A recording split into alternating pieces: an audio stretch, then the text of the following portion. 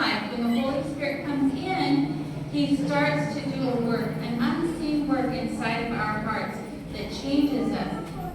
చక్కని ఉపమానం ఏంటంటే ఆ యొక్క రొట్టె తయారు చేసేటటువంటి పదార్థాలలో నీటిలోను పిండిలోను ఈస్ట్ అనే పదార్థము కనిపించి ఆ వేసినప్పుడు అది మన కంటికి కనిపిస్తుంది, కానీ దాని పనితనం మాత్రం మనకు తెలుస్తుంది. అది పెద్ద పొంగి అది తినడానికి ఉపయోగపడే విధంగా తయారవుతుంది. అలాగే మన జీవితాలు కూడా యేసు ప్రభువు ఉన్నప్పుడు మన జీవితాల్లో కూడా ఆ పరిశుద్ధాత్మ మన హృదయంలో ఉన్నప్పుడు మనలో మార్పు వస్తుంది. In Christ's kingdom, the Holy Spirit works from the inside out. దేవుని యొక్క రాజ్యానికి వెళ్ళేటటువంటి వాళ్ళ పరిశుద్ధాత్ముడు మన హృదయంలో ఉండి ఆయన పనిని ప్రారంభించి మనలను నీతిమంతులుగా కానీ లేదంటే మనము పాపరహితులుగా మనం చేస్తాము.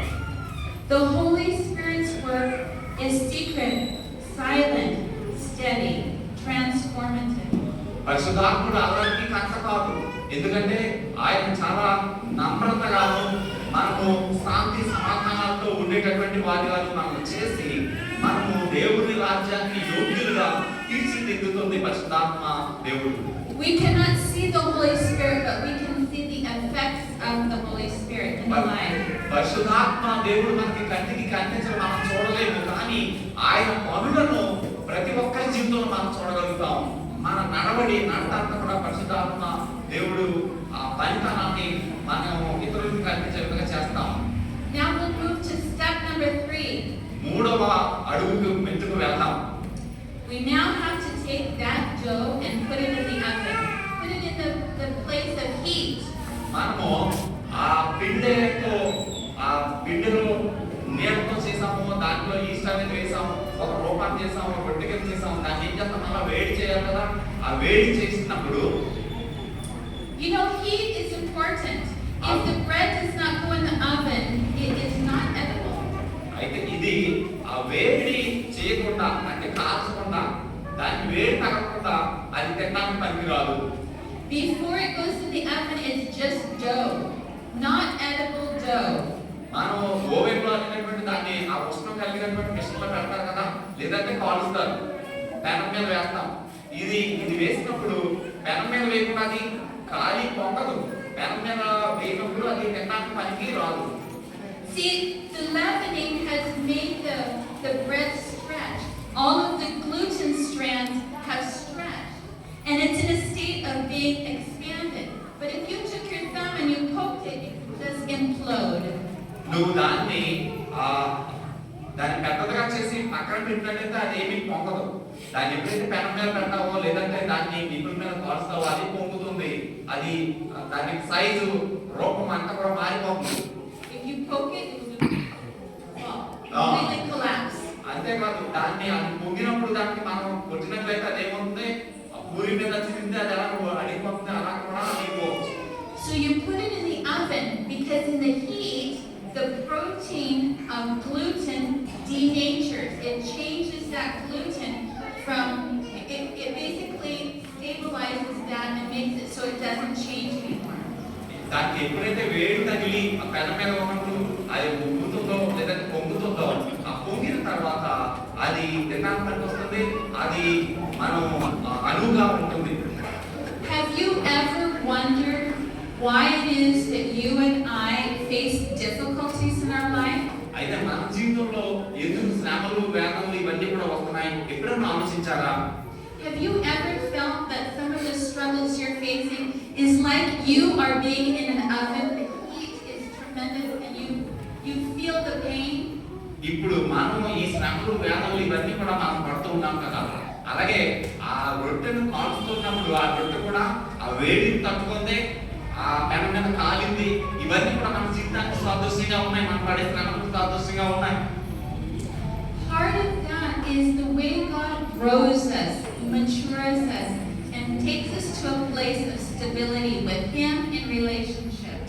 దేవుడు కూడా మనలను ఆ రీతిగా చేసి మనము ఎన్నో ఒడిదుడుకులను ఎదుర్కొని మనం నిలబడి ఒక యోగ్యులుగా యోగ్యతను దేవుడు ఇస్తున్నాడు. You see, when that dough, when that dough went into the oven, it had the yeast, right? And the yeast had worked to expand it When it went into the oven and it denatured, it came out a fresh, soft, aromatic, delicious loaf of bread. ఆ యొక్క మనం ఆ ఓవెన్లో లేదంటే ఆ నిప్పుల మీద కాల్చినప్పుడు లేదంటే ఆ వేడి చేసినప్పుడు దాని రూపం ఎంత సౌందర్యంగా ఉంటుంది, మెత్తగా ఉంటుంది, ఎంత మరుగుగా ఉంటుంది. లేదు ఉన్నప్పుడు అది మామూలుగా తయారు చేసి పక్కన పెడితే దాని రూపం ఎలా ఉంటుంది ఒకసారి ఆలోచన చేసుకోండి. Because there was leavening agent, because there was yeast, the bread that came out was soft. ఎప్పుడైతే ఆ ఈస్ట్ కలిసినప్పుడు దాన్ని వేడి చేసినప్పుడు లేదంటే పెంక కాల్చినప్పుడు ఓవెన్లో పెట్టినప్పుడు అది చాలా మెత్తనదిగా అది బయటకు వస్తుంది. When that loaf came out, it was a wonderful prized loaf. అది బయటికి తీసుకుని వచ్చినప్పుడు ఆ రొట్టె తినడానికి అనువుగా ఉంటుంది, చాలా బాగుంటుంది. The same is true in my life, your life. When we have the Holy Spirit in our hearts, when we go through the tough times of life, when we are put into the oven of trouble, when the Holy Spirit is in our hearts, when we come out soft, gentle, loving, wonderful, prized people. మన నిజ జీవితంలో ఈ బాధలు, దుఃఖము, వేదన ఇవన్నీ పడుతూ మన జీవితాన్ని కొనసాగిస్తూ ఉన్నప్పుడు ఆ ఈస్ట్ ఎలాగా పిండిలో కలిసి అది పెనంలోనే లేదంటే ఓవెన్లో పెట్టినప్పుడు అది వేడయి ఎలా మెత్తగా వచ్చి అందంగా వస్తుందో, అది ఉపయోగపడే విధంగా వస్తుంది, తిన్నాక అనువుగా వస్తుందో మన జీవితం కూడా అదే ఉన్నతమైన ఈ కష్టాల శ్రమల బాధల నుంచి మనం బయటకు వచ్చి దేవుడు మనల్ని బయటకు తీసుకుని వస్తాడు. మనం చాలా అనువుగా ఉంటాం, దేవుడి రాజ్యవాసులుగా ఉంటాం. One day when I was quite small, my mother asked me to make bread. వారు చిన్న వయసులో ఉన్నప్పుడు వారి అమ్మగారు నువ్వు రొట్టె తయారు చేయలేదు అన్నారు. At the time I was about 12 years old. 12 సంవత్సరాల వయసప్పుడు వారి అమ్మగారు చేయమని అడిగారు. My mother had to go to work. She was very, very busy. So she said, don't forget to make the bread today. I need it for the guests tomorrow. Follow the recipe nicely, okay? అమ్మగారు ఏం చెప్పారంటే వెళ్ళేటప్పుడు నువ్వు రొట్టె చేయడం మర్చిపోవద్దు, నేను పనికి వెళ్ళిపోతున్నాను, రేపటి దినమంతా మన ఇంటికి చుట్టాలు వస్తున్నారు బంధువులు, వాళ్ళకి ఇవ్వాలి, నువ్వు మర్చిపోవద్దని చెప్పారు. ఎలాగా ఏమేమి కలపాలి, ఏం చేయాలని కూడా చెప్పారు. So I worked really hard. I made the bread. I put it into the oven. And about the time it was ready to come out, my mother came from work. అమ్మగారు ఏం చేశారు, ఆ రొట్టెను తయారు చేశారు, అని చెప్పిన విధంగా చేసేసారు. ఆ రొట్టెను ఓవెన్లో పెట్టి వేడి చేసినప్పుడు వాళ్ళ అమ్మగారు వస్తున్నారు. The smell was very delicious in the house. The smell of fresh made bread was in the house. మరి ఇల్లంతా కూడా మంచి గుమగుమ వాసన వస్తూ ఉంది. My mother was so excited. This little girl has obeyed me. We're going to have wonderful, delicious bread for our coming guests. అయితే అమ్మగారు ఇంట్లోకి వచ్చినప్పుడు ఆ వాసన చూసి నా కుమార్తె మంచి భోజనాలు, మంచి రొట్టెలు తయారు చేసింది అని చెప్పేసి ఇంట్లోకి వచ్చారు. So she took the bread out of the oven and she gasped. అప్పుడు రొట్టెను ఆ ఇంట్లోకి వచ్చిన తర్వాత ఆ ఓవెన్లో వచ్చి దాని రొట్టెలు బయటకు లాగినప్పుడు చూసి ఆశ్చర్యపోయిన డేట్ ఎలా ఉందని చెప్పేసి అన్నారు. When she looked in each of the pans for the bread, it was very short. Very short. అవన్నీ కూడా బయటకు తీసినప్పుడు దాంట్లో చూస్తే వాళ్ళు చాలా చిన్నగా ఉన్నాయి, సైజు పెద్దగా లేదు. And when she dumped it out of the pan, it went boom like a rock.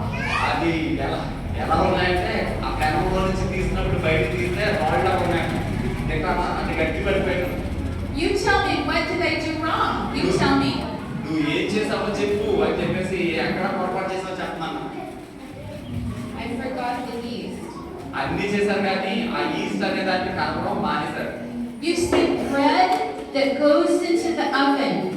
ఎందుకంటే ఈ యొక్క బ్రెడ్ అనేటటువంటి ఈ రొట్టె ఆ ఓవెన్ అనేటటువంటి దాంట్లో వెళ్ళినప్పుడు వేడి చేసే కదా ఆ మిషన్లో వెళ్ళినప్పుడు that has no yeast in it అందులో ఈస్ట్ అనే పదార్థం లేకపోతే will come out of the oven hard, very hard.